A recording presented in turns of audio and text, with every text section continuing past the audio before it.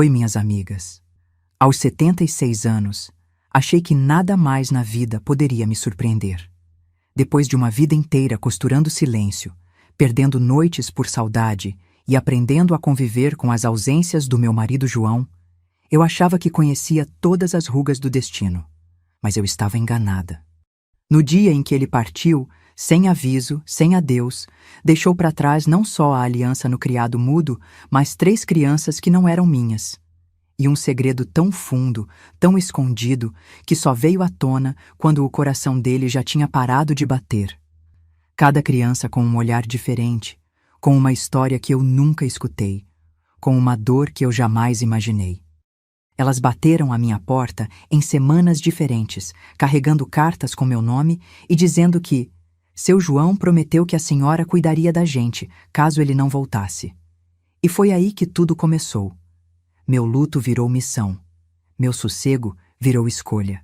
E minha casa, que era tão quieta, virou abrigo de uma verdade que eu nunca pedi para viver, mas que mesmo assim eu não consegui ignorar. Antes da gente continuar, meus amores, me conta uma coisa. De que cidade vocês estão me assistindo? Escreve aqui nos comentários para eu saber até onde essa história está chegando. Quero muito conhecer vocês, saber se tem alguém do interior como eu, ou de alguma capital barulhenta, ou talvez de um cantinho que eu nunca ouvi falar. Comenta aqui embaixo. Qual é a sua cidade, meu bem? O sono vai embora mais cedo que a gente quer. Preparei meu café fraco, coloquei o pão do dia anterior na chapa, liguei o rádio bem baixinho, aquele que o João me deu no nosso aniversário de 30 anos. A rotina é o que tento construir desde que ele se foi. Faz apenas 5 dias que o enterrei.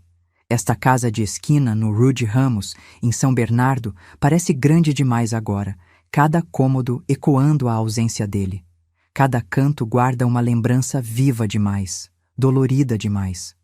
As paredes conhecem minha voz, meus suspiros e o silêncio pesado das noites em que acordo chamando por alguém que não vai mais responder. Acendi uma vela para Nossa Senhora, como faço todas as manhãs, e comecei a separar os retalhos para as almofadas que vendo na feira. Mesmo com os olhos ainda inchados de chorar, os dedos pedem agulha e linha. Foi quando ouvi as batidas no portão. 3 toques firmes, mas hesitantes. Não era o carteiro, nem Dona Lourdes, com suas fofocas matinais, ou mais um prato de comida que não consigo comer. Era uma batida diferente, daquelas que a gente sente que vai mudar alguma coisa na vida. Abri o portão. O vento frio entrou cortando, mas não foi ele que me fez tremer. Uma menina magricela estava ali, parada, olhando para mim. Teria uns 12 anos, talvez. Cabelo crespo preso num coque mal feito, pele escura queimada de sol, uma mochila surrada nas costas. Mas foram seus olhos que me pegaram, fundos, escuros, carregados de uma sabedoria que criança nenhuma deveria ter. A senhora é Dona Sônia? Ela perguntou com voz firme demais para alguém tão pequeno. Confirmei com a cabeça, sentindo um arrepio estranho subir pela espinha. Ela tirou do bolso um envelope amassado, daqueles de carta antiga. Seu João prometeu que a senhora cuidaria de mim se ele não voltasse. Meu coração parou. Meu João? O mesmo que ainda tem roupas penduradas no guarda-roupa, que ainda tem o cheiro na fronha do travesseiro que não tive coragem de lavar? O mesmo cujo corpo ainda nem esfriou direito debaixo da terra? Peguei o envelope com as mãos trêmulas, reconhecendo na hora aquela letra de homem que estudou pouco, mas escrevia com firmeza. Meu nome estava ali, Dona Sônia. Levantei os olhos e perguntei o nome dela. Alice, respondeu, séria como uma adulta. Convidei-a para entrar, mais por confusão que por hospitalidade. Ela hesitou por um momento. Depois passou pelo portão com passos leves, como quem já aprendeu a não fazer barulho para não incomodar. Na mesa da cozinha, com o café requentado e um pedaço de bolo que os vizinhos trouxeram após o velório, abri a carta. As mãos tremiam tanto que precisei sentar. A menina esperava em silêncio, olhando tudo com curiosidade contida. A carta era mesmo do João. Não havia dúvida. Querida Sônia, dizia, se esta carta chegou até você, É porque não estou mais aí para explicar pessoalmente. Perdoe-me pelo que vai descobrir agora. As palavras que vieram depois caíram como pedras no meu peito ferido, ainda aberto pelo luto recente. João falava de um relacionamento que teve há muitos anos, enquanto trabalhava como motorista de ônibus nas linhas que iam para Santos. Uma mulher, um caso e uma filha que ele nunca teve coragem de me contar. Alice é minha filha. A mãe dela, Clarice, morreu há pouco tempo. Desde então, eu ajudava de longe, mandava dinheiro, visitava quando dizia que ia pescar com os amigos. Cada palavra era uma facada. Cada confissão, um soco no estômago. O homem que enterrei dias atrás, cujas mãos beijei pela última vez na despedida, guardava esse segredo. Não conseguia olhar para a menina, que comia em silêncio, como se respeitasse o tempo que eu precisava para absorver aquela traição misturada ao luto ainda fresco. João terminava pedindo que eu cuidasse dela, porque não há ninguém no mundo em quem eu confie mais do que em você, Sônia. Irônico. Confiava em mim para criar a prova da sua mentira, mas não para contar a verdade enquanto seus pulmões ainda tinham ar.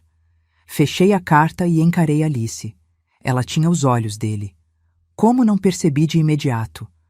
O mesmo jeito de inclinar a cabeça quando está atenta, os mesmos dedos longos que João tinha.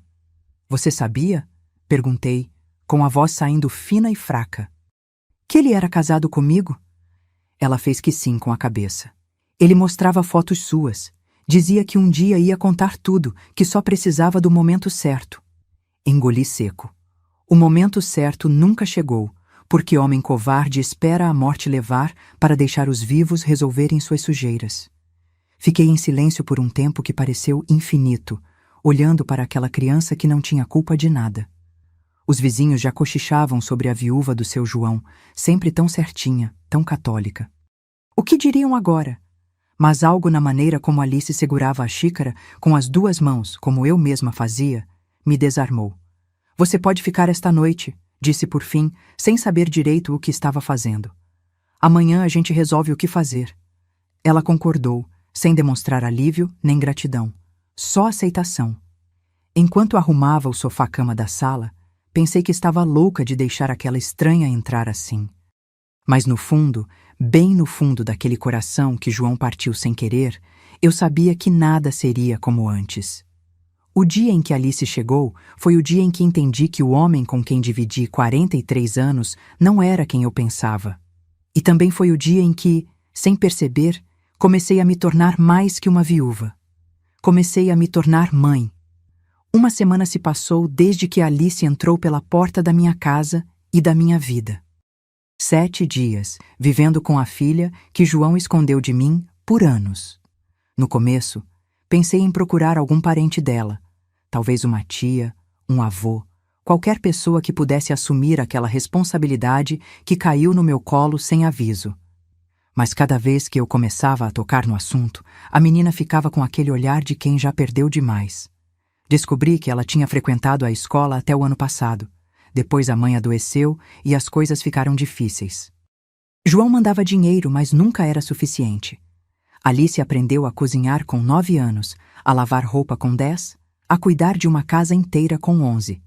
Enquanto isso, eu vivia minha vida aqui, sem saber de nada, tricotando blusas que nunca seriam usadas por aquela criança. Aos poucos, ela foi ocupando espaços.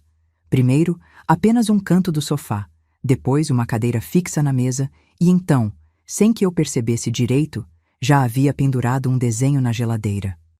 Era um girassol torto, amarelo demais, mas me pegou de jeito. João adorava girassóis, plantava alguns no fundo do quintal. Seria coincidência? Naquela manhã de sábado, preparei um café da manhã melhor. Pão fresquinho, leite com chocolate que comprei especialmente para ela. Alice comia devagar, como se tivesse medo que a comida acabasse de repente. Estávamos começando a nos entender quando as batidas no portão voltaram. Pensei que fosse Dona Lourdes, que andava curiosa com minha nova sobrinha, a mentira que inventei para os vizinhos enquanto decidia o que fazer. Mas quando abri o portão, meu coração quase parou. Um menino pequeno estava parado ali, Não mais que 5 anos, com cabelos lisos e castanhos caindo nos olhos, um dos tênis desamarrado e as mãos sujas de terra. Carregava uma mochilinha azul desbotada e um envelope igual ao que Alice trouxe. Olhou para mim com olhos grandes e assustados. Eu sabia, antes mesmo que ele falasse. Sabia no jeito do queixo, no formato das sobrancelhas. Era filho do João também. Tentei controlar o tremor nas pernas quando perguntei seu nome. Pedro, respondeu, com voz tão baixa que tive que me inclinar para ouvir. Me estendeu o envelope com as mãos sujas. A letra era do João, inconfundível. Senti um buraco se abrindo no chão, mas mesmo assim o convidei a entrar. Alice apareceu na porta da cozinha e os dois se olharam com curiosidade. Pensei que ela ficaria surpresa, mas ela apenas acenou com a cabeça como se entendesse algo que eu ainda não conseguia compreender. Tive um pensamento horrível. Será que ela sabia deste menino também? Será que todos sabiam da vida dupla, tripla que João levava, menos eu? O menino estava assustado, segurando a mochila contra o peito como se fosse um escudo. Com as pernas bambas, o levei para a cozinha e servi leite com chocolate para ele também. Enquanto bebia com ansiedade, abri a carta. Esta era mais curta que a primeira. João explicava que Pedro era seu filho com uma mulher chamada Denise, que havia sumido há alguns meses, envolvida com drogas pesadas. Ele vinha sustentando o menino em segredo, pagando uma vizinha para cuidar dele enquanto trabalhava. Se esta carta chegou até você, escrevia ele, é porque não apareci para buscá-lo como prometi, e a dona Meire, seguindo minhas instruções, o mandou até sua casa. Instrução. Como se eu fosse um endereço alternativo de entrega, uma segunda opção caso a principal falhasse. O restante da carta era parecido com a primeira. Pedidos de perdão, explicações fracas, a confiança de que eu saberia o que fazer. Olhei para Pedro, que agora passava o dedo pela borda vazia do copo, querendo mais leite achocolatado, mas sem coragem de pedir. Fechei os olhos por um momento, sentindo um peso imenso nos ombros. Já não bastava Alice? Quantos mais apareceriam na minha porta? Quantas vidas duplas João teve enquanto eu passava noites em claro quando ele trabalhava até tarde? Enquanto eu servia ao menino mais leite, Alice se aproximou e, sem eu pedir, começou a ajudá-lo a tirar o casaco sujo. Foi quando notei manchas roxas nos bracinhos dele, antigas, mas ainda visíveis. Pedro se encolheu quando viu que eu estava olhando. Alice percebeu também e rapidamente mudou o assunto, perguntando se ele queria ver televisão. Os dois foram para a sala, deixando-me sozinha com meus pensamentos explodindo. Naquela noite, depois de dar banho em Pedro, ele nem reclamou quando lavei seu cabelo, como se estivesse acostumado a não reclamar. E improvisar uma cama com cobertores no chão do quarto de hóspedes onde Alice estava, sentei-me sozinha na cozinha escura. As peças começavam a se encaixar, formando um quebra-cabeça que eu nunca quis montar. As viagens a trabalho de João, os telefonemas que ele atendia afastado de mim, as despesas que nunca faziam sentido em nosso orçamento apertado, mas que ele justificava como doações para a igreja. Sempre desconfiei, mas preferi acreditar nas mentiras dele que eram mais confortáveis que as verdades que eu temia. Enquanto arrumava a cozinha, encontrei a mochila do menino no canto. Dentro, apenas 2 mudas de roupa, um carrinho sem uma roda, um livro infantil rasgado e uma lancheira vazia. A pobreza daqueles pertences me apertou o coração. Fui até o quarto e fiquei na porta, observando. Alice dormia com um braço protetor sobre Pedro, que se aconchegava a ela como se já se conhecessem há anos. E talvez conhecessem mesmo. Talvez João os reunisse às escondidas, enquanto eu acreditava que ele estava jogando dominó com os amigos do sindicato. A raiva que senti dele naquele momento foi tão grande que achei que explodiria. Mas olhando aquelas crianças dormindo, tão pequenas, tão indefesas, entendi que a raiva teria que esperar. João havia partido deixando um rastro de vidas incompletas, e agora eu era a única pessoa segurando as pontas desse tecido esgarçado que ele chamava de família. Voltei para meu quarto, aquele que dividi com João por décadas, deitei na cama que ainda guardava o cheiro dele e chorei baixinho para não acordar as crianças. Não por ele, não por mim, mas por Alice e Pedro, que não pediram para nascer daquela mentira. E sem perceber, fiz uma promessa silenciosa a eles e a mim mesma. Não importava quantos mais aparecessem, eu não deixaria que sofressem pelo que não fizeram. 2 semanas se passaram desde a chegada de Pedro. A casa pequena, que antes parecia grande demais para uma viúva solitária, agora transbordava de vida. Alice já ajudava na cozinha, aprendendo minhas receitas com uma atenção que me lembrava minha própria mãe. Pedro ainda tinha pesadelos, mas já não acordava chorando toda noite. Nas primeiras manhãs, eu ficava olhando para eles durante o café, buscando traços de João em cada gesto, em cada expressão. Alice tinha o jeito dele de franzir a testa quando estava concentrada. Pedro herdou o sorriso torto que sempre me derretia. Por mais que tentasse odiá-lo por tudo que escondeu, João ainda vivia naquelas crianças, e isso me confundia. Vizinhos perguntavam, claro. Dona Lourdes foi a primeira. Veio com um bolo de laranja e olhos cheios de curiosidade mal disfarçada. Inventei que eram sobrinhos netos que perderam os pais num acidente. A mentira saiu tão natural que me assustei comigo mesma. Talvez eu tivesse aprendido com João mais do que imaginava. A assistente social da escola também fez perguntas quando fui matricular Pedro. Mostrei as cartas, expliquei a situação. Ela me olhou com uma mistura de pena e admiração que me incomodou profundamente. Não queria ser admirada por limpar a sujeira que João deixou, nem receber pena por ter sido enganada por tantos anos. Queria apenas paz para processar tudo aquilo, para entender o que faria dali em diante. A aposentadoria mal dava para mim. Como sustentaria 2 crianças? Ainda assim, a ideia de mandá-las para algum abrigo nem passava pela cabeça. Naquela manhã de quinta-feira, eu lavava os pratos enquanto as crianças assistiam desenho na televisão velha. A vida parecia ter encontrado um novo ritmo, uma nova normalidade, quando ouvi a campainha tocar. Sequei as mãos no avental e fui até o portão, ainda pensando na lista de compras que precisava fazer. Ao abrir, não vi ninguém. Foi Pedro, que tinha me seguido curioso, quem apontou para baixo. Olha, tia Sônia, tem um bebê aí. Senti o sangue fugir do meu rosto. No chão do meu portão havia um cesto, desses de piquenique, com uma criança pequena enrolada num cobertor lilás. Não devia ter mais que 2 anos. Dormia profundamente, com as bochechas coradas e pequenas gotículas de suor na testa. O dia estava quente demais para tantas mantas. Com as mãos trêmulas, procurei por algum bilhete, alguma explicação. No bolso externo do cobertor, encontrei um envelope. Já sabia o que encontraria antes mesmo de abrir. A letra de João, as explicações insuficientes, os pedidos de perdão. Peguei o cesto com cuidado e entrei rapidamente, antes que algum vizinho visse. Dentro de casa, Alice veio correndo, curiosa com o embrulho que eu carregava. Quando viu o bebê, levou as mãos à boca, surpresa. Ela sabia? Será que João havia contado a ela sobre esta terceira criança também? Coloquei o cesto sobre a mesa e abri a carta com dedos que mal conseguiam segurar o papel. A carta dizia que a menina se chamava Helena, tinha quase 2 anos, e era filha de uma mulher chamada Renata, que havia sido internada em uma clínica psiquiátrica após tentativas de suicídio.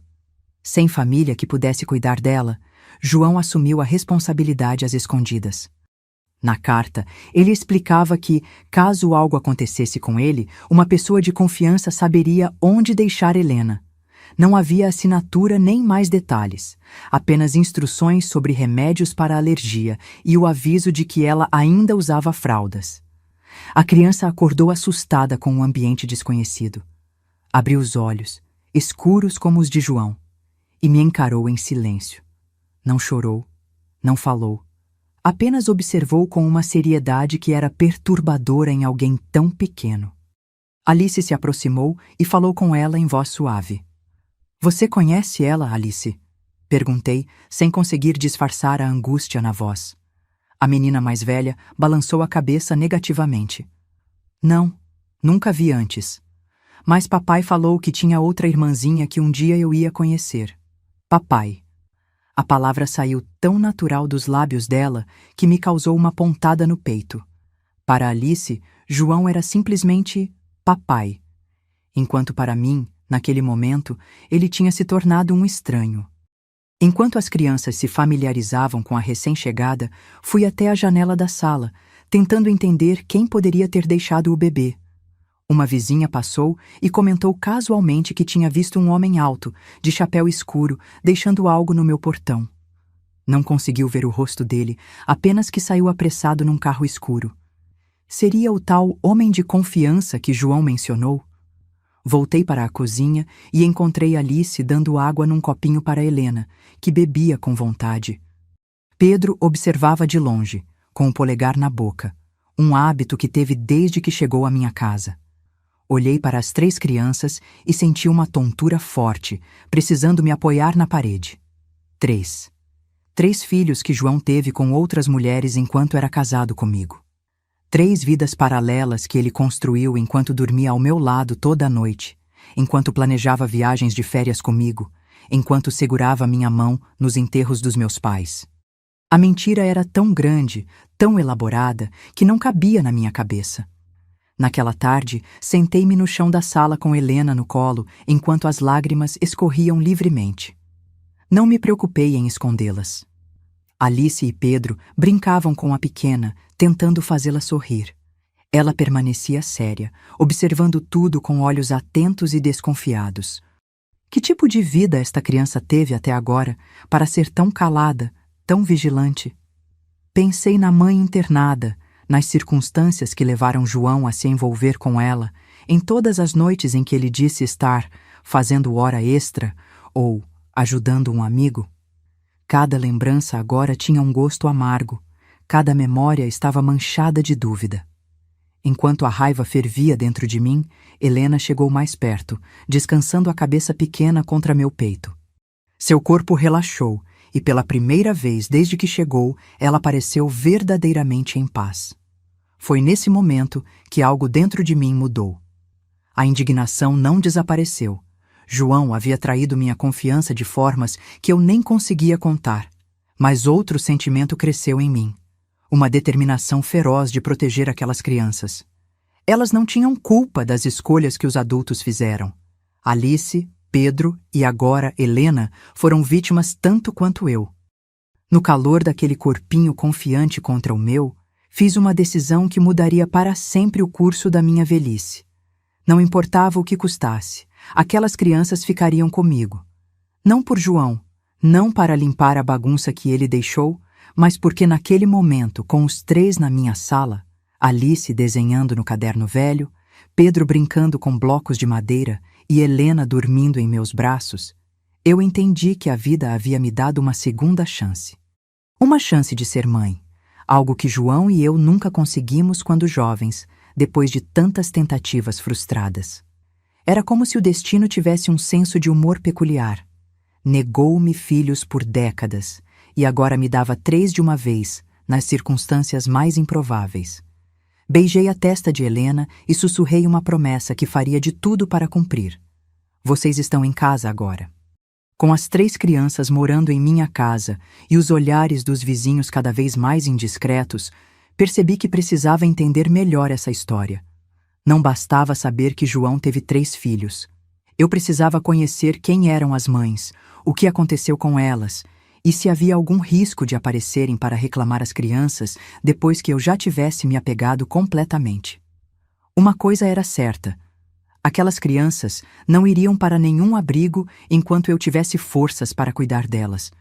Já havia passado 1 mês desde que Helena chegou, completando esse quebra-cabeça estranho que virou minha vida. Alice já estava matriculada na escola do bairro.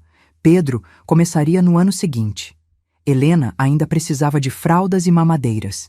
Minha aposentadoria de costureira mal dava para nós 4, mas voltei a pegar pequenos serviços de ajustes e consertos. As mãos doíam com a artrite, mas o dinheiro extra ajudava a comprar material escolar e remédios. Uma manhã, enquanto as crianças tomavam café, tomei uma decisão.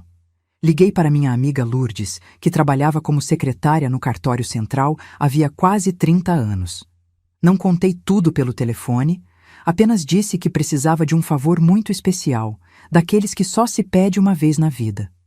Lourdes sempre me deveu favores desde que cuidei de sua mãe nos últimos meses de vida, quando ela não podia deixar o emprego. Marquei de encontrá-la no horário de seu almoço, deixando as crianças com Dona Maria, vizinha que se apegou a elas e não fazia tantas perguntas quanto os outros. Alice não gostou da ideia, sempre desconfiada quando eu saía. Não se preocupe, eu disse enquanto ajeitava seu cabelo rebelde. Volto antes que você perceba. Ela apenas assentiu, séria como sempre, e continuou ajudando Helena a comer a papinha de banana. No cartório, Lourdes me recebeu com um abraço apertado e olhos cheios de curiosidade. Minha amiga, sempre magra e agitada, parecia ter envelhecido 10 anos desde a última vez que nos vimos. Sem enrolar, contei tudo. Sobre João, os filhos secretos, as cartas deixadas. Ela ouviu em silêncio, os olhos arregalando-se cada vez mais. Jesus, Maria e José, Sônia. E você ficou com as 3 crianças? Qualquer outra teria mandado para o juizado de menores. Aquilo me irritou profundamente. Desde quando abandonar 3 inocentes virou a opção normal, a esperada. Mas engoli a resposta ácida que veio à mente. Precisava da ajuda dela. Lourdes me levou para uma salinha dos fundos, onde ficavam arquivados os registros de nascimento. Tenho 20 minutos antes do chefe voltar do almoço, ela disse, ajeitando os óculos na ponta do nariz. O que exatamente você quer saber? Os nomes das mães, respondi. Quero saber quem são essas mulheres, o que aconteceu com elas, se tenho que me preparar para alguém aparecer reclamando as crianças. Lourdes entendeu, compreensiva, e começou a vasculhar as gavetas de metal. Ela me pediu as datas aproximadas de nascimento que eu havia tirado dos documentos que encontrei nas mochilas das crianças. Em menos de 10 minutos, tínhamos os 3 certificados de nascimento espalhados na mesa. Alice Ribeiro dos Santos, 12 anos, mãe. Clarice Ribeiro, pai, João dos Anjos. Pedro Oliveira dos Anjos, 5 anos, mãe. Denise Oliveira, pai, João dos Anjos. Helena Mendes dos Anjos, 2 anos, mãe. Renata Mendes, pai, João dos Anjos. Os nomes estavam ali, impressos em papel oficial. Não era um pesadelo, não era uma confusão. Era a vida real, com carimbos e assinaturas. Com os nomes em mãos, Lourdes começou a procurar mais informações. Tinha acesso a outros registros por causa do trabalho e não hesitou em abusar um pouco desse poder para me ajudar. Sobre Clarice, a mãe de Alice, descobrimos que havia falecido 2 anos antes num acidente de carro na Anchieta. O nome dela aparecia no obituário do jornal local que Lourdes conseguiu acessar pelo computador do cartório. Morreu na hora, dizia a notícia. Deixa uma filha. Nada sobre João, nada sobre outros familiares. Sobre Denise, a mãe de Pedro, havia um boletim de ocorrência de pessoa desaparecida registrado há 8 meses. Lourdes tinha uma amiga na delegacia que confirmou. Ela era usuária de drogas pesadas, tinha histórico de prostituição e abandono do filho. Ninguém a procurava além da assistente social que acompanhava o caso de Pedro. Já sobre Renata, a mãe de Helena, a história era a mais triste. Internações recorrentes por transtornos psiquiátricos graves, 2 tentativas de tirar a vida documentadas.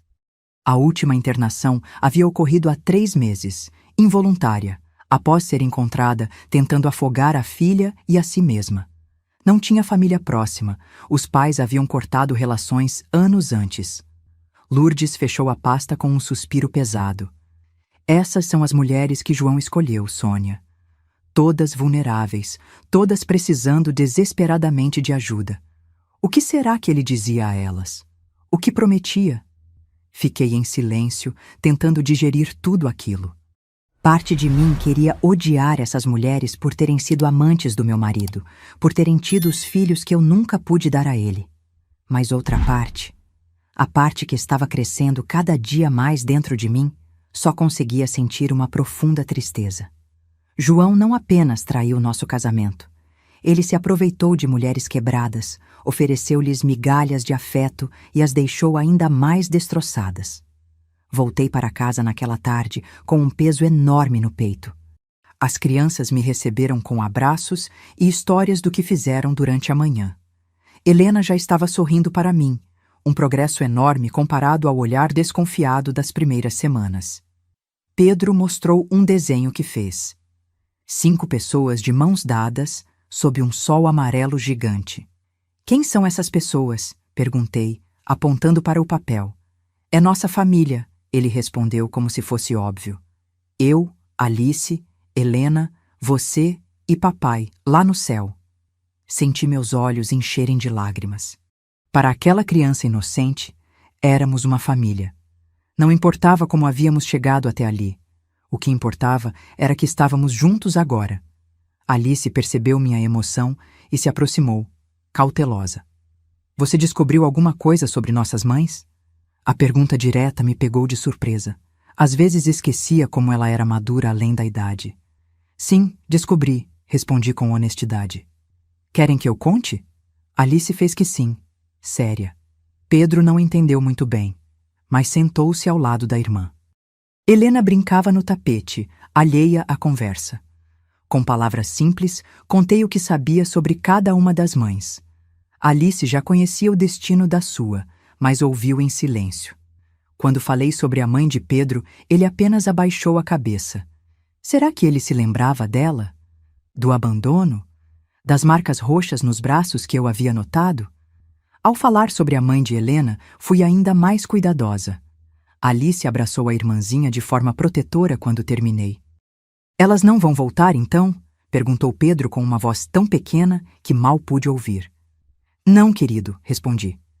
Vocês vão ficar comigo agora. Para sempre?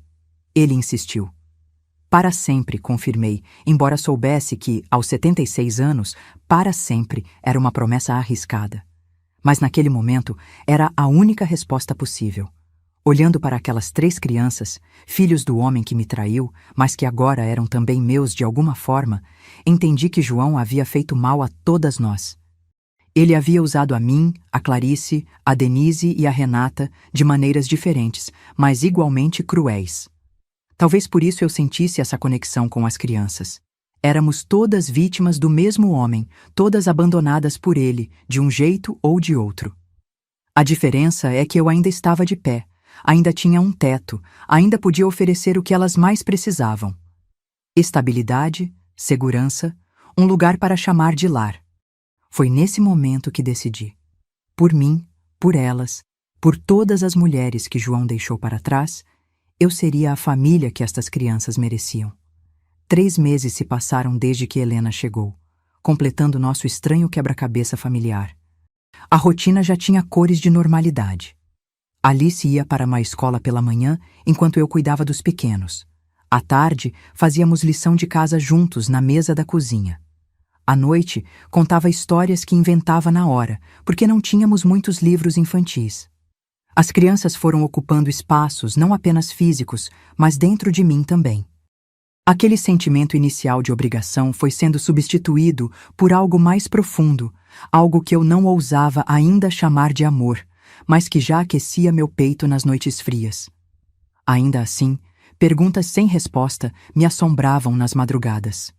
Como João sustentou 3 famílias paralelas com seu salário de motorista aposentado? De onde vinha o dinheiro que ele mandava para as crianças? Por que escolheu mulheres tão frágeis, tão desamparadas? E a pergunta que mais doía: por que não me contou sobre os filhos, mesmo sabendo da minha frustração por nunca ter conseguido engravidar? Uma tarde, enquanto as crianças brincavam no quintal pequeno, fiquei observando-as pela janela da cozinha. Helena já andava com mais firmeza e perseguia Pedro entre as plantas que eu mantinha em vasos. Alice supervisionava os irmãos com aquela seriedade que parecia não abandoná-la nunca. Foi então que notei. Estavam brincando perto do cantinho onde João costumava plantar seus girassóis. Ele dizia que eram flores que sempre olhavam para o sol, que não se deixavam abater pelas sombras. Naquele canto não havia mais flores desde que ele morreu. Eu não tinha herdado seu dedão verde. Mas enquanto olhava para aquele pedaço de terra abandonado, algo na minha memória acendeu. Uma frase na carta que João deixou com Helena. Se um dia precisar entender tudo, olhe no lugar onde plantei os girassóis. Esperei a noite cair. Coloquei as crianças para dormir com a promessa de panquecas no café da manhã seguinte. Quando a casa silenciou, peguei uma lanterna velha e uma pá de jardim que João usava para suas plantas. Saí descalça para não fazer barulho no assoalho que rangia. A noite estava clara, com uma lua quase cheia iluminando o quintal.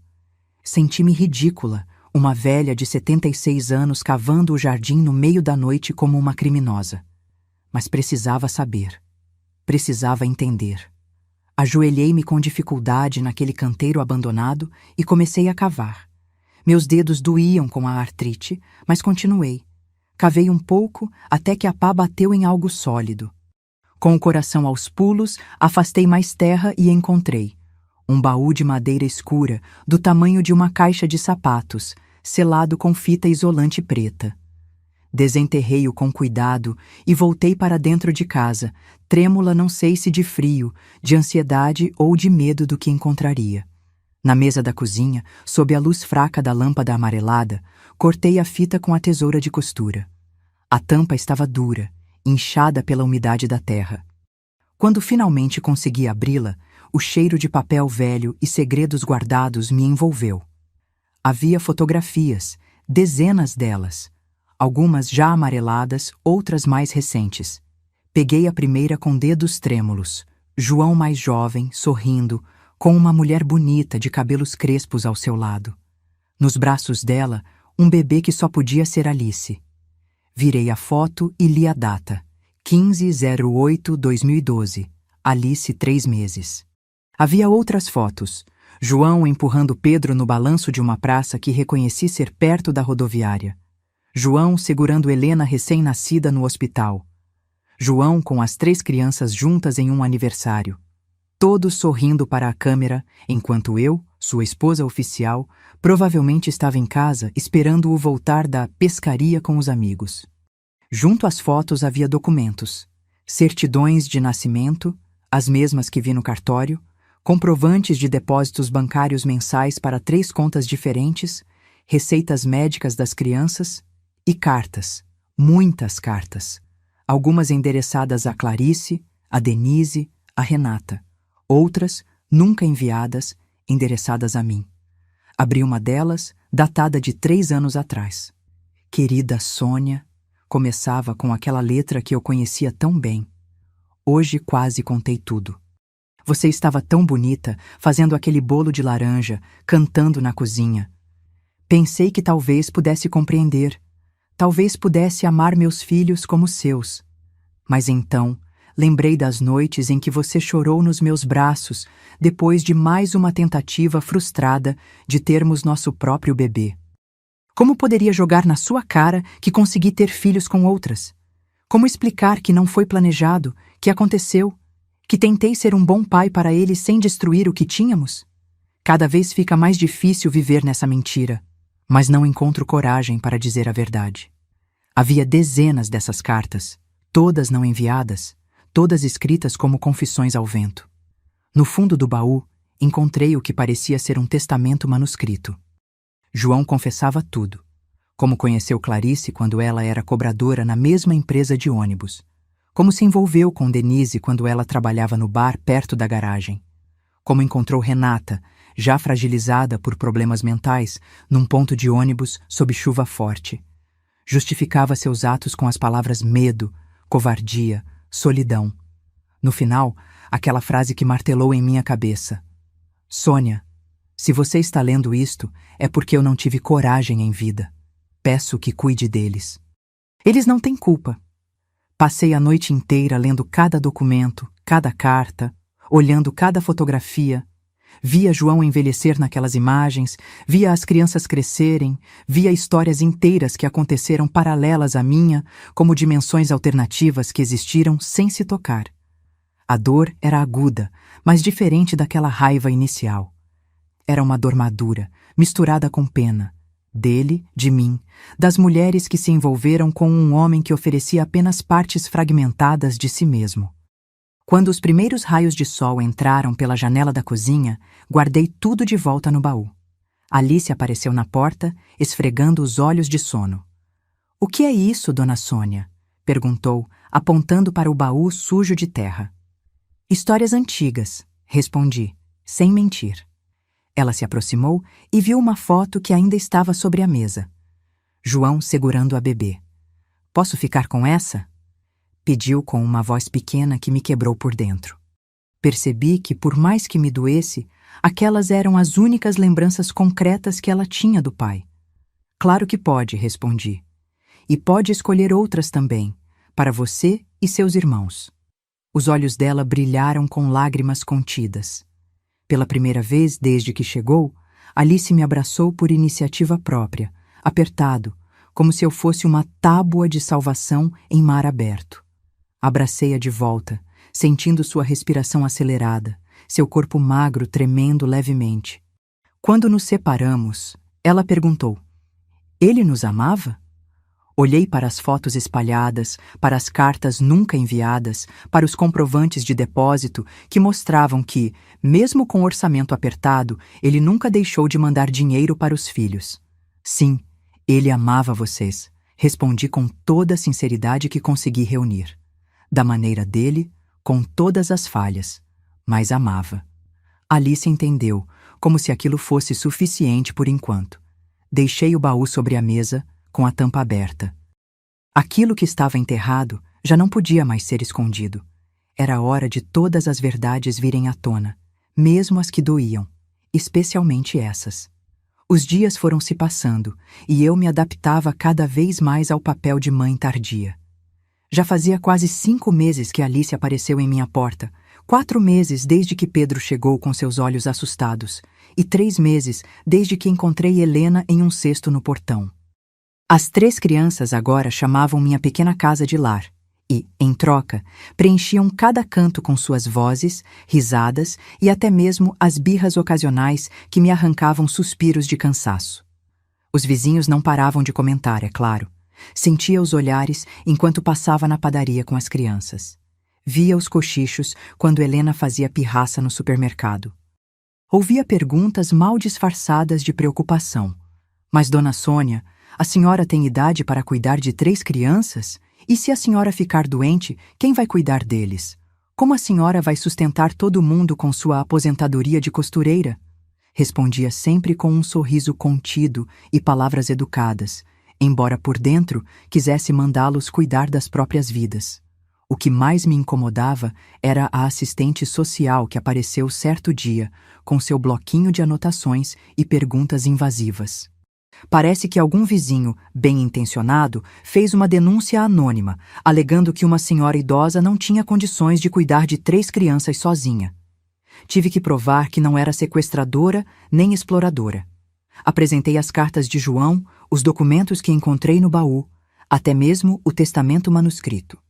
A assistente social, uma mulher jovem de óculos quadrados e expressão desconfiada, examinou tudo com cuidado.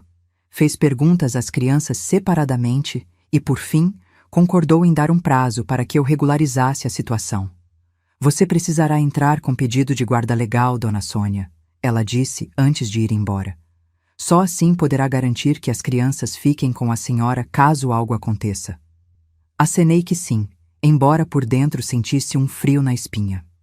Formalizar aquilo significava aceitar completamente que aquelas crianças agora eram minhas responsabilidades, não apenas por alguns dias ou semanas, mas para sempre, ou pelo menos pelo tempo que me restasse de vida. A vida seguia seu curso, entre tarefas escolares, curativos em joelhos ralados e histórias inventadas na hora de dormir. Alice estava indo bem na escola, embora continuasse reservada com os colegas. Pedro começou a frequentar um projeto social no bairro, onde aprendia música e parecia florescer um pouco mais a cada dia. Helena já me chamava de vó e corria para meus braços sempre que acordava assustada no meio da noite. Voltei a costurar com mais frequência, reorganizando meu antigo quarto de costura, que agora dividia espaço com as camas improvisadas das crianças. Os dedos doíam pela artrite, mas conseguia fazer pequenos consertos, ajustes de roupas e até mesmo algumas peças por encomenda.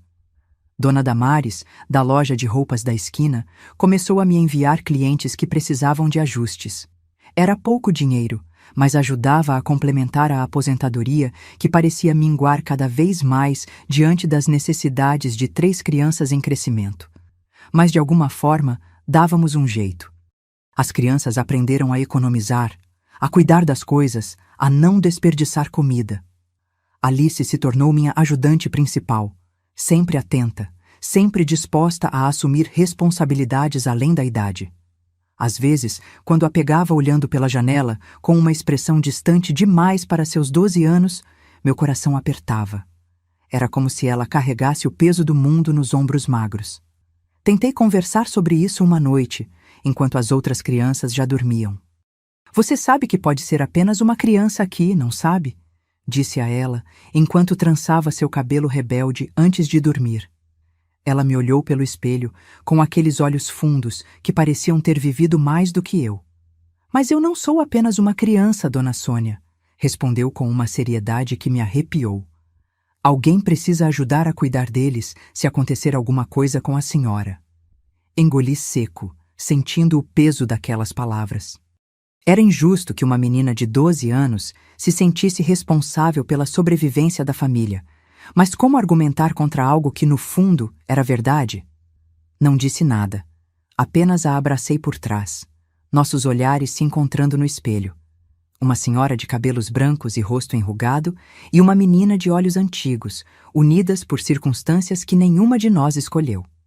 Numa tarde abafada de fim de verão, eu estava terminando de costurar o uniforme escolar de Alice, que havia rasgado no pátio da escola, quando a campainha tocou.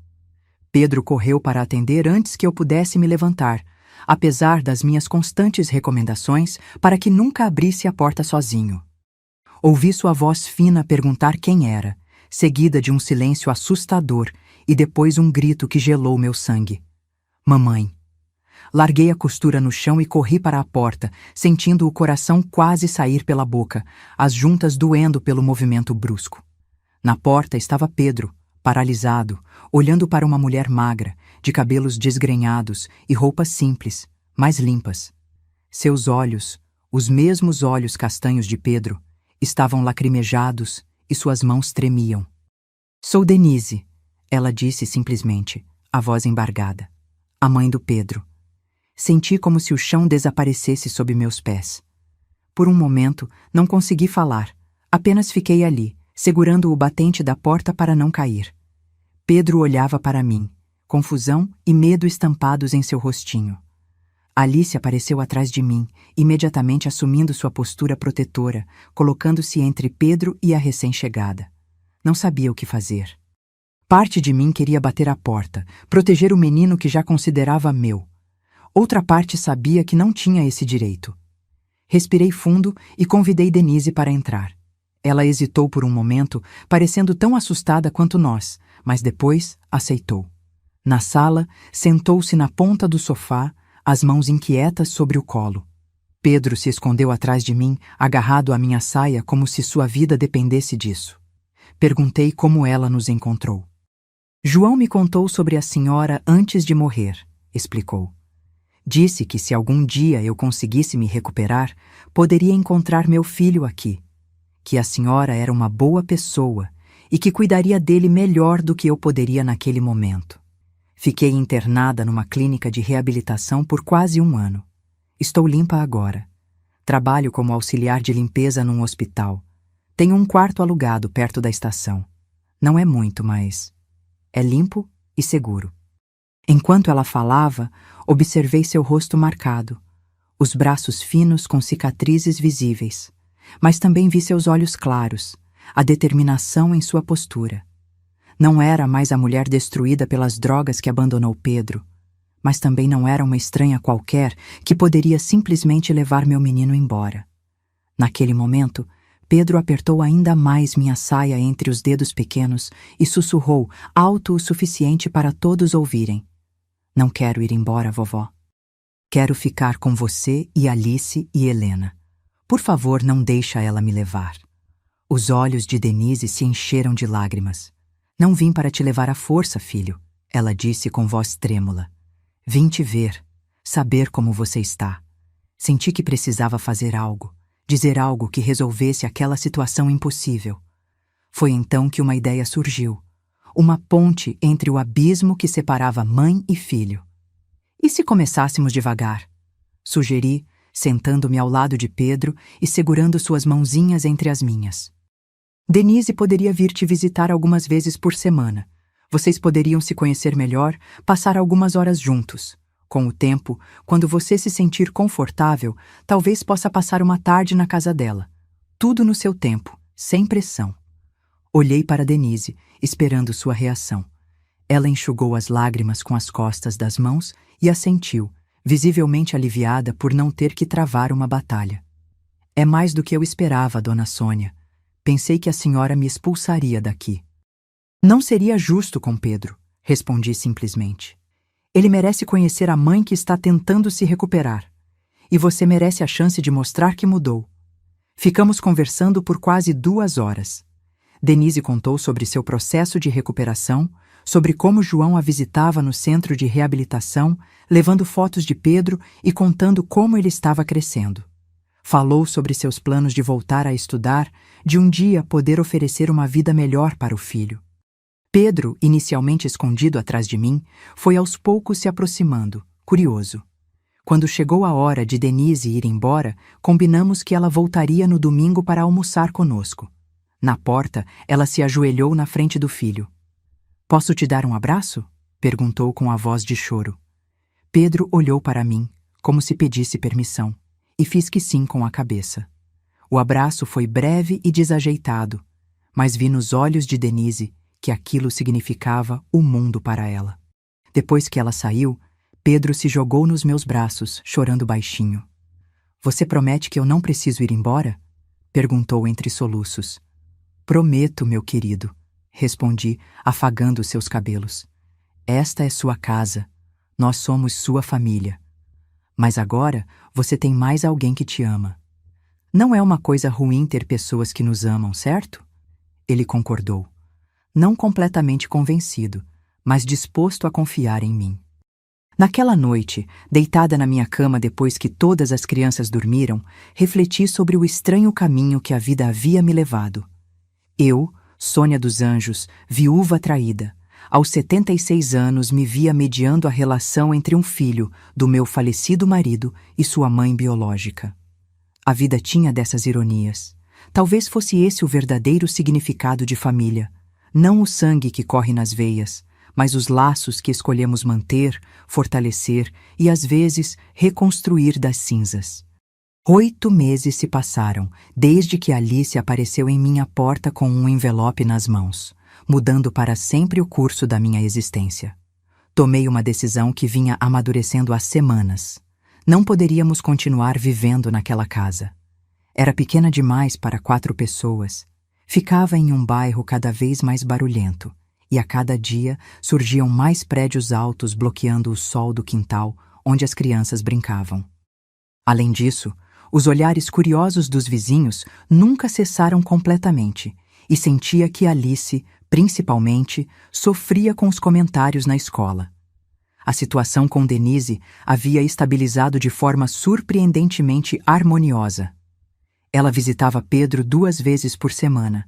Às vezes, o levava para passar a tarde em seu pequeno apartamento e até começou a ajudar financeiramente com algumas despesas do menino.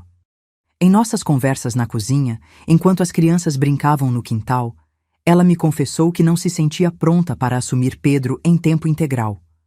O trabalho exigia muitas horas, o apartamento era minúsculo e, mais importante, ela reconhecia que o filho estava mais feliz e seguro comigo e com as irmãs.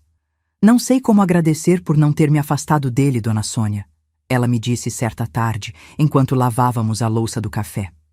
A senhora poderia ter impedido minhas visitas, poderia ter dito a ele que eu era uma drogada que o abandonou. Em vez disso, deu uma chance para nós dois. Apenas fiz o que era certo, respondi, embora por dentro soubesse que não tinha sido tão simples assim. Houve momentos de ciúme, de medo, de insegurança.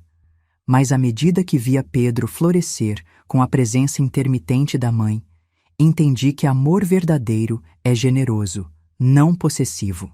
Foi nessa mesma semana que entrei em contato com Lourdes, minha amiga do cartório, para perguntar sobre os procedimentos legais para a venda de imóvel e para oficializar a guarda das crianças. Já tinha feito algumas consultas com a assistente social, que agora nos visitava regularmente, mas queria ter certeza de que não haveria obstáculos legais. Lourdes me indicou um advogado que cobrava preços razoáveis e marquei uma consulta para a semana seguinte.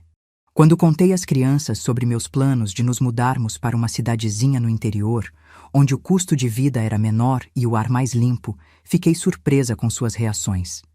Alice, sempre tão séria e contida, abriu um sorriso genuíno e perguntou se haveria árvores para subir.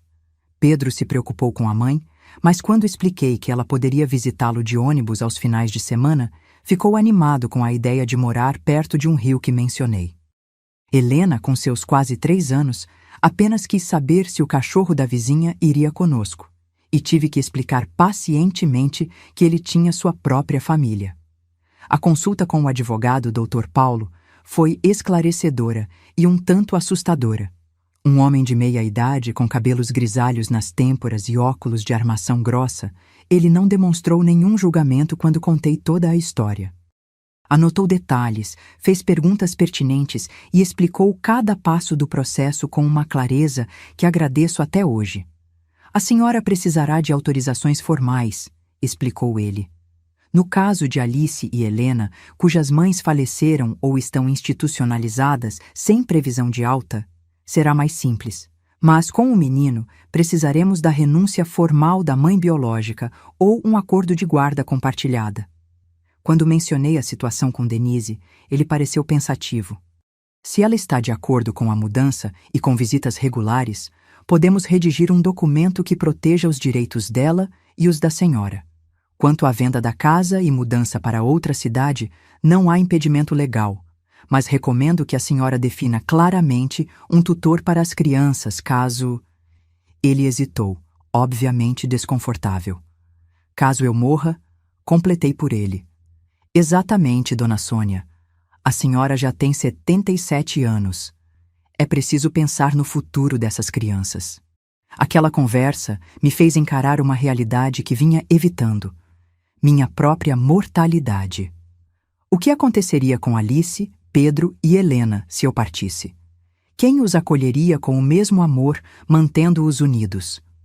Ao voltar para casa naquele dia, observei as crianças com novos olhos. Alice ajudava Helena a montar um quebra-cabeça simples, enquanto Pedro desenhava concentrado a mesa da cozinha. Eram 3 vidas ainda no começo. 3 histórias que eu ajudava a escrever sem saber por quanto tempo poderia segurar a caneta. Naquela noite, depois que todos dormiram, comecei a redigir em um caderno velho o que seria meu testamento. Não apenas de bens materiais, que eram poucos, mas de intenções, de histórias, de desejos para aquelas 3 crianças que o destino colocou em meu caminho. Escrevi sobre João, sobre como conheci as mães, sobre como as crianças chegaram até mim. Escrevi sobre cada um deles, as expressões sérias de Alice quando aprendia algo novo, o talento de Pedro para desenhar, as gargalhadas contagiantes de Helena. Escrevi sobre meus medos, minhas esperanças, meus arrependimentos, e então escrevi os nomes de possíveis tutores. Primeiro, claro, Denise se ela se mantivesse recuperada. Para todos os 3 juntos, pensei em minha sobrinha Marta, que morava em Campinas e sempre quis filhos, mas não pode tê-los. Ela já havia visitado algumas vezes e se encantou com as crianças. Também listei Lourdes, minha fiel amiga, como uma alternativa. Sabia que eram planos frágeis, que dependiam de muitas variáveis, mas era melhor do que nada. No dia seguinte, levei o caderno ao Dr. Paulo para que transformasse aquelas palavras improvisadas em um documento legal. Os meses seguintes foram um turbilhão. A venda da casa onde vivi por mais de 40 anos foi mais rápida do que esperava. Um casal jovem se apaixonou pelo quintal e fez uma oferta razoável à vista. Usando esse dinheiro, comprei uma casa modesta, mas espaçosa, em Paraibuna, uma cidadezinha a 2 horas de São Paulo. Tinha 3 quartos, um quintal amplo com árvores frutíferas e ficava a 10 minutos caminhando da escola municipal. O mais importante, era um recomeço para todos nós. Enquanto empacotamos nossas coisas, percebi como acumulamos memórias ao longo de uma vida. Havia objetos que guardei por décadas, fotos amareladas, cartas antigas, a máquina de costura que herdei de minha mãe. As crianças me ajudavam a decidir o que levar e o que deixar para trás. Alice se encantou com um conjunto de linhas coloridas que eu guardava em uma lata antiga. Pedro quis saber a história de cada ferramenta na caixa que pertenceu a João. Helena se divertia, experimentando meus chapéus antigos na frente do espelho quebrado do armário. Em meio àquela bagunça organizada, encontrei objetos que nem lembrava possuir. O primeiro sapatinho de crochê que fiz quando pensei que estava grávida, há tantos anos. A aliança de noivado de minha mãe, o prendedor de gravata de meu pai. Decidi levar tudo o que coubesse no coração, meu e das crianças. O resto poderia ficar para o jovem casal começar sua própria história. A despedida dos vizinhos foi agridoce. Alguns realmente sentiam nossa partida. Outros mal escondiam o alívio de ver partir aquela situação estranha que os intrigava e incomodava. Denise nos ajudou na mudança, carregando caixas, organizando a pequena mudança que contratamos. Quando perguntei se ela não se incomodava com a distância que dificultaria as visitas a Pedro, ela me surpreendeu com sua resposta. Dona Sônia, eu o abandonei quando ele mais precisava. A senhora o acolheu e deu a ele irmãs, estabilidade, amor. Algumas horas de ônibus nos finais de semana não são nada comparado a isso. Além disso, ela hesitou, corando levemente. Estou pensando em me mudar para mais perto também, quando terminar meu curso técnico de enfermagem. Há hospitais pequenos nessas cidades do interior que sempre precisam de pessoal. Abracei-a com força, sentindo que aquela mulher que um dia João amara havia se tornado, de alguma forma, também parte da minha família expandida e improvável. Nossa chegada a Paraibuna foi como um respiro profundo após anos submersos. A casa, embora simples, parecia um palácio para as crianças. Cada um escolheu seu canto. Alice ficou com o quarto que tinha uma janela voltada para o quintal. Pedro escolheu o menor, mas que tinha uma escrivaninha antiga onde poderia desenhar. Helena ficaria comigo, pelo menos por enquanto, no quarto principal. Os primeiros dias foram de exploração e adaptação. A cidade era pequena o suficiente para que todos logo começassem a nos conhecer. A senhora de cabelos brancos com 3 crianças que claramente não eram suas netas biológicas. Mas, diferentemente do bairro em São Paulo, aqui não havia olhares de julgamento, apenas curiosidade genuína e, em muitos casos, ofertas sinceras de ajuda. A dona da mercearia me apresentou a professora da escola municipal, que por sua vez nos convidou para um chá beneficente da igreja local. Logo estávamos integrados àquela comunidade que parecia saída de um tempo mais gentil. Matriculei Alice na escola, onde ela logo se destacou em português e matemática. Pedro entrou para um projeto de arte depois das aulas, e para minha surpresa, Helena foi aceita na creche municipal meio período, o que me dava algumas horas para voltar a costurar. Comecei a fazer pequenos concertos para os moradores locais, e logo estava recebendo encomendas de cortinas, colchas e até mesmo vestidos para ocasiões especiais.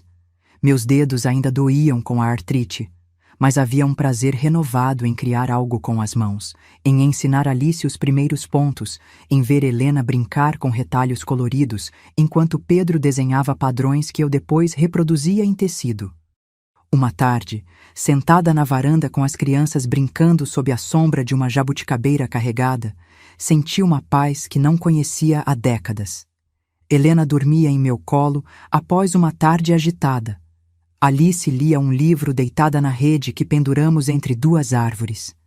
Pedro desenhava concentrado, a língua aparecendo no canto da boca como fazia quando estava inspirado. Pensei em João, não com raiva ou mágoa, mas com um tipo de compreensão que só o tempo pode trazer. Ele havia feito escolhas erradas, machucado pessoas que confiaram nele, mentido e escondido partes essenciais de sua vida. Mas também havia amado, à sua maneira limitada e humana, aquelas 3 crianças que agora enchiam minha velhice de propósito e alegria. Não perdoei tudo, talvez nunca perdoe completamente. Mas entendi que no balanço final da vida, não é o que deixamos escrito em testamentos ou cartas que define nosso legado. É o que deixamos vivido no coração daqueles que um dia amamos. E olhando para Alice, Pedro e Helena, percebi que meu próprio testamento já estava sendo escrito ali, não em papel, mas na maneira como aquelas 3 crianças aprenderiam a enfrentar o mundo. Com coragem, com bondade e, acima de tudo, com a certeza de que família não é quem compartilha apenas sangue, mas quem escolhe ficar quando seria mais fácil partir. E foi assim que minha vida mudou. Sem aviso, sem manual, sem pedir permissão. Hoje, enquanto olho da varanda aquelas 3 crianças correndo pelo quintal, como se sempre tivessem morado aqui, me pego pensando: e se eu tivesse fechado a porta? E se eu tivesse dito que não? Talvez tudo tivesse seguido igual, a casa em silêncio, o cheiro de café pela manhã, os bordados na poltrona. Mas nada disso teria sentido. Eu escolhi ficar, escolhi cuidar, escolhi amar, mesmo sem laços de sangue, mesmo com todas as dúvidas. Agora eu te pergunto, sim, você que me ouviu até aqui, o que você teria feito no meu lugar? Teria acolhido essas crianças deixadas pela vida? Teria enfrentado os fantasmas do passado para dar abrigo a um futuro? Me conta aqui nos comentários. Quero saber da sua verdade. E se essa história mexeu com você, se te tocou de algum jeito, curte o vídeo, compartilha com alguém que precisa refletir sobre isso e se inscreve no canal. Porque às vezes, tudo o que uma vida precisa para mudar é de uma porta aberta.